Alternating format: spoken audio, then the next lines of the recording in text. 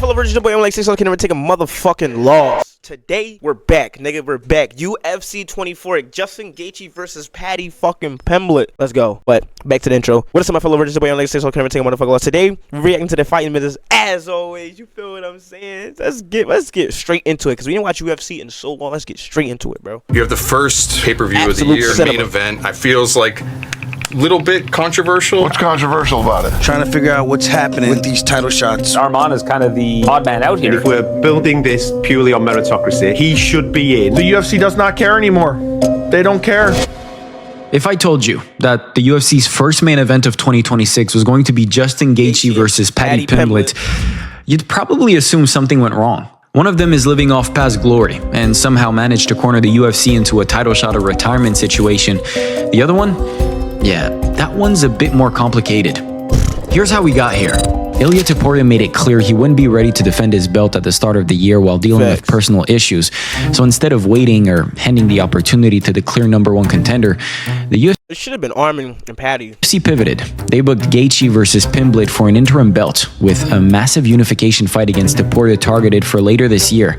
And that decision didn't sit right with a lot of fans. What's scrapping, gang? Trying to figure out what's happening with these title shots once again. Somehow, Arman Tsarukyan, the most obvious, most deserving contender in the division, never even entered the conversation, which tells you everything you need to know about what the UFC values more right now. Momentum and marketability over merit. And that same shift in power is exactly what makes the co-main event so interesting. 2 years ago, Sean O'Malley was champion, knocking guys out and sitting at the center of the division. Now, he's on a 2-fight losing streak, and under the old order, that meant absolutely no direction. But Merab Dvalishvili isn't champion anymore. With Petr Yan back on the throne, the division suddenly feels wide open again. And for O'Malley, that matters because he already owns a win over Yan. You know, I believe I'm going to go out there, put on a beautiful performance against Song, and it's just going to make sense. Sugar versus Peter 2 at the White House, like, I'm sold on it. One spectacular performance here, and a title rematch that once felt impossible is suddenly right back on the table. For Song Yadong, the opportunity is just as real. He's been hovering near the top for years, always one statement win away. Beating O'Malley is exactly what he's been looking for. 2 fights. One for an interim belt, the other a title eliminator, and 2 fights that could end up defining the future of 2 divisions in 2026. The fighting business. One of my favorite new channels going right now. I'm geeked right now. The fighting business. Geeked. Absolutely amazing. Geeked.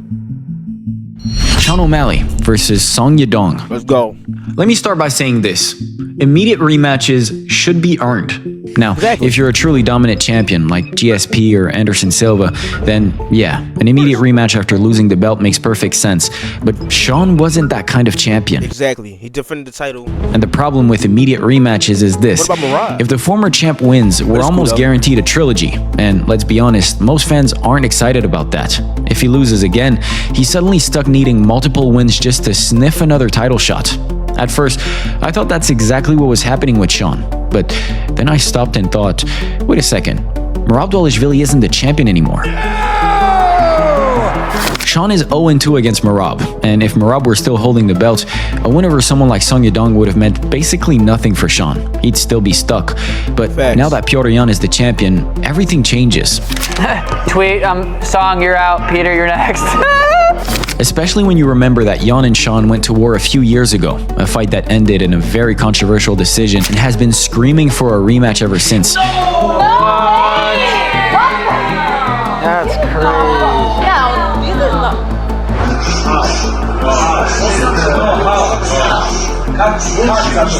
When Sugar beat Petr Yan by split decision back in 2022, that's all he needed for the UFC to give him a title shot. And once he did, he delivered one of the I feel like he lost that fight. cleanest counter-striking knockouts we've ever seen inside the octagon.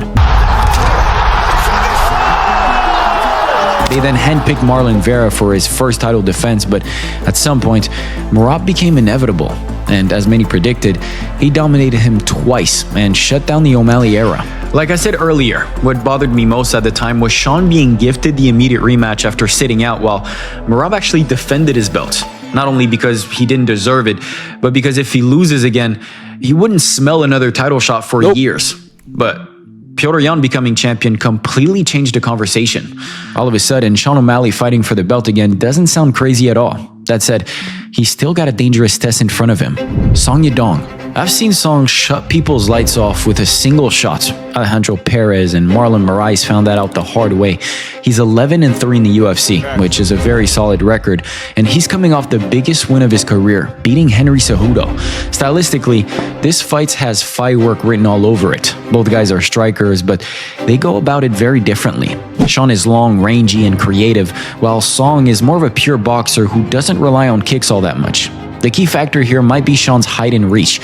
If he can keep Song at the end of his punches, manage the distance, and pick him apart from the outside, that classic straight shot combo could show up again. For Song, you're right. Though, the path is pretty clear. He's got to make this fight ugly. Constant pressure, staying in Sean's face, dragging him into clinch exchanges. This is shaping up to be a straight kickboxing match. And I'd be shocked if anyone even thinks about shooting a takedown. Yeah, I'm excited for this fight because Sean's got to keep I think Yadong, whatever his name is, I think he's definitely going to go for a takedown. his distance, look for that sniper shot, and then try to land that shot. Where Song Yadong has got to be able to get inside and get his hands on O'Malley. So the real question is, does Sean's reach and precision control the fight? Or does Song Yadong land one of those brutal elbows or overhand bombs that completely flips the script? If you're already watching fights like this and breaking them down in your head just like I do, this is the exact type of card where MyBookie actually make things more... Come on, bro. 2021.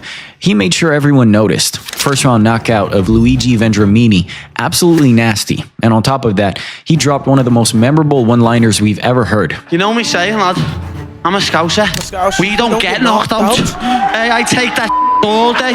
From that moment on, it was easy for fans to jump on the Paddy hype train. The upbeat personality. Yeah, but he's facing Justin Gaethje. That's... yeah. Fighting style, and the fact that he's just straight up entertaining on a mic. It all clicked. And honestly, why not? The guy was a former Cage Warriors champion, and we've seen how that story can go. Conor McGregor, Michael Bisping, those are the first two names that come to mind.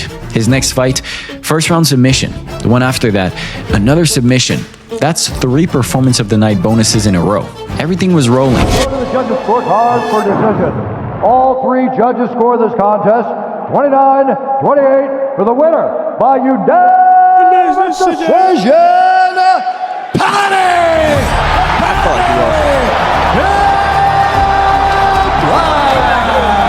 This decision right here started a lot of controversy. A lot of Paddy fans actually walked away after that one, not only because he arguably lost that fight, but also because he refused to acknowledge it. That was a close one.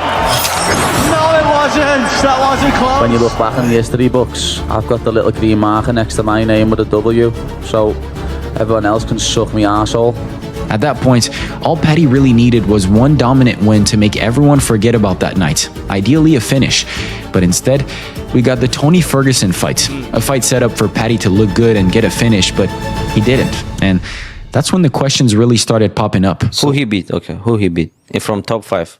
One name, just one name. Tony Ferguson? Yes, he won against the aged, over their prime Bobby Green and Michael Chandler, but still, you'd say Paddy needs at least 1 or 2 wins over top 5 contenders is his first opponent, like seriously, so this is about to be an interesting fight. Before getting a title shot, right? Well, after some very public back and forth with Ilia Topuria, You little pussy. Pimblett. He gets so fat, I don't know, anti-athletic. He's a midget, lad. He's tiny. He's smaller than Michael Chandler. Uncle Dana and Hunter Campbell apparently thought, hold on, what if we just give it to him? 2 years ago, the idea of Paddy Pimblett fighting for UFC gold felt insane. And here we are in 2026, Paddy versus Gaethje for the interim title, with the winner potentially facing Ilya for the undisputed belt. Dana, earlier this week, you scheduled Arman Tsarukyan to fight Dan Hooker in November. Yeah. And will the winner of that fight become the #1 contender in the lightweight division? Will the number of that? Yeah. Yeah. When Ilia Topuria won the lightweight belt against Charles Oliveira last June, the next move felt pretty obvious. You make the fight with the #1 contender, Arman Tsarukyan. It's pretty simple. Now, Ilya's currently sidelined while dealing with a legal battle with his ex-wife, so he's not defending the belt anytime soon. And logically, that should make Arman the clear choice to fight for the interim title. But no, the UFC looked at Paddy Pimblett, saw the bigger draw, and let him skip the line without beating any real top contenders. Bro, and if you think that is questionable, my homies like Paddy. I'm not saying I'm hating on Paddy, but I want to see him get his ass whooped, and I feel like Justin Gaethje is gonna be the right one to whoop his ass, respectfully. Unless Paddy like take him down, and you know Gaethje got some good, you know, wrestling defense, but because I just think the obvious, like everybody's gonna wrestle. Like, let's be honest. how about Justin Gaethje? Look, there was a time when Gaethje was a straight-up monster, the kind of fighter you'd show your friends when you're trying to get them into MMA. Justin Gaethje's a monster. He's a monster. He's a terrifying individual. In a sport that's violent, he stands out as the most violent. But lately, he's been doing a lot of waiting around, basically saying title shot or nothing. And that's not how title shots are supposed to work. You earn them with activity and wins over elite competition. So what is it? Did he really pressure the UFC into giving him a title shot by threatening retirement? There was rumor that you'd said if you didn't get a title shot next that you might retire. Was there any truth to that? And if so, is giving you this interim title shot kind of said, okay, I feel like I'm getting what I deserve? And let's be honest, Gaethje, his last fights, who did he lose to? And who did he beat? Like, let's be honest, like he got a crazy resume, bro. If he won a title shot, I'm sorry to say that, but he can get a title shot. He got a crazy resume. He's like Dustin Poirier almost. Like, come on, bro. Now. Well, I definitely, I got what I asked for. We're emotional beings, and we're petty. We don't get to where I'm at or where these fighters are at without being petty. I take things personal, and I thought I had earned something. Facts. And so I was trying to stand up. Because getting brutally knocked out by Max Holloway and then winning a decision over Rafael Fiziev doesn't exactly scream next title. I'm sorry to say this, but he's right. Let's get him. That's not, sit here and, you feel me? But overall, it did beat Dustin when he retired. This was the number one. They're not looking at the loss. They're looking at how much views you can bring and how much excitement you can bring. This is honestly, I'm sorry to say this is honestly the best opponent for Paddy Pimblett to break into the top 5. Even though he might lose, he might have a close win of, winning. Let's be honest. Challenger. What do you think about the Gaethje fight, though? Gaethje's a real fighter. A real fighter, but he's not in his prime, and he just got lucky that he got that opportunity to get title fight. At this point, it feels like the UFC is just punishing Arman. He had an opportunity, and Arman is rich as shit. I don't even know why he's in the UFC. Guys know how that played out, and he's gonna have to work his way back. I don't give a shit what the number says. He's gonna have to work his way back. There's just too much goes into this for those type of things to happen. Plus, you can't. I might say I'm glazing, but I'm sorry to say this, bro, but Arman did miss out on a top fight of his life because of his back injury. Then out of nowhere, he's wrestling, he's doing this, he's doing that. Yeah, of course, like, come on, bro. You fucked up. I'm sorry to say that, bro. You fucked up. And Gaethje happened to be at the right place at the right time. And honestly, Arman didn't do himself any favors either. I mean, come on. Headbutting Dan Hooker at the face. Exactly. As if pulling out of the Makhachev fight wasn't already enough to annoy the boss. The UFC's vision is clear. They want Pimblett versus Topuria. It's a massive fight business-wise, and Justin Gaethje has the opportunity to completely blow up those plans. For Paddy, even if he loses, he's still young, still hungry, and still has time to bounce back. For Gaethje, the clock is ticking, and the only way we keep seeing him in big fights is if he wins this interim belt right now.